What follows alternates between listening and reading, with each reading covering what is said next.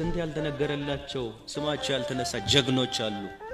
ከአማራ ወጣቶች ያልተነገረላቸው በትግራይ ተወላጅነታቸው እንዴት ነው ይታይ የነበረው? የትግራይ ተወላጅ ምንም የማያውቅ ደሃ ኢትዮጵያዊ የትግራይ ተወላጅ በመሆኑ ሲሳቀቅ በአገሩ ላይ የነበረው አምንበታለሁ። ደባ ፖለቲካ ለመስራት አይደለም፣ እውነትን ይዤ ነው የሄድኩኝ። ፍርሃት አለኝ እነዚህ ሀገር ውስጥ ተው፣ ሌላው ስጋት ነበረኝ። ደም እንዳይፈስ አልፈልግም፣ ታሪክ ማቆሸሽ አልፈልግም። ስጋት ነበረኝ፣ ፍርሃት ነበረኝ። እዚህ ሀገር ውስጥ እስከ አፍንጫው ድረስ ጥላቻ ነበረ።